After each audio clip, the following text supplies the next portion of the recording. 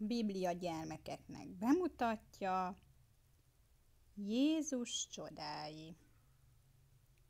Kiadta Biblia for Children 2012.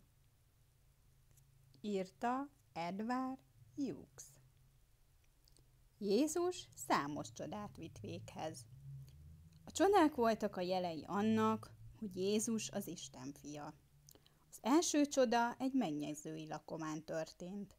Hirtelen egy probléma támadt. Nem jutott elég bor a vendégeknek. Mária, Jézus anyja, odament a fiához, és elmondta neki, mi a baj. Ezt követően azt mondta a szolgálóknak, hogy tegyék azt, amit Jézus kér. Töltsétek tele ezeket az edényeket vízzel, mondta Jézus. Vízzel? Kérdezhettek azok vissza. Igen, vízzel, ahogy Jézus kérte. Aztán Jézus megkérte az egyik szolgálót, hogy vigyen oda egy teli korsót a násznagynak. A víz borrá változott. Finom borrá. Méghozzá a legfinomabb borrá. A szolgák elámultak. Jézus a vizet borrá változtatta. Egyedül Isten képes ilyen csodákat véghez vinni. Jézus más csodákat is tett.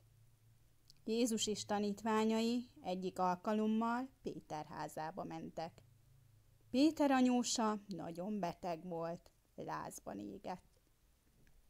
Jézus megérintette a beteg kezét. Ő pedig egy szempillantás alatt jobban lett. Azonnal felkelt, és kiszolgálta Jézust és a tanítványokat. Úgy tűnt, hogy azon az estén az egész város összegyűlt Péterék háza előtt. Betegek jöttek, vakok, süketek, nyomorékok.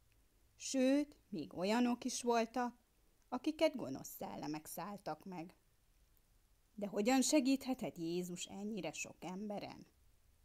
Jézus, Isten fia, segíteni tudott rajtuk. Mindenkit meggyógyított, aki csak hozzájött. Olyan emberek, akik egész életükben mankóval közlekedtek, most jártak. Sőt, futni és ugrálni is tudtak. Másféle betegek is jöttek. Leprától elcsúfított emberek. A leprás betegek kiütései mind eltűntek, mihelyt Jézus meggyógyította őket. Zavarodott elméjű nők és férfiak járultak Jézus elé, akiket démonok szálltak meg. Ő megparancsolta a démonoknak, hogy távozzanak. Mihelyt a démonok engedelmeskedtek Jézusnak, a rémült és szerencsétlen emberek megnyugodtak, és életvidám emberekké váltak. Hátul a tömegben 4 férfi próbálta barátjának segíteni, hogy Jézus közelébe férkőzzön. A sokaság miatt azonban nem sikerült eléggé közel kerülniük. Mit tehettek tehát? A 4 hű barát felvitte a beteget a ház tetejére, megbontották a tetőt, és a lyukon keresztül leeresztették a barátjukat. Most már Jézus közelében volt. Jézus észrevette, hogy a 4 barát hisz benne. Azt mondta a betegnek: a te bűneid meg vannak bocsájtva. Kelj fel, fogd az ágyadat, és járj. A férfi pedig felkelt. Egészségesnek és erősnek érezte magát. Jézus meggyógyította őt.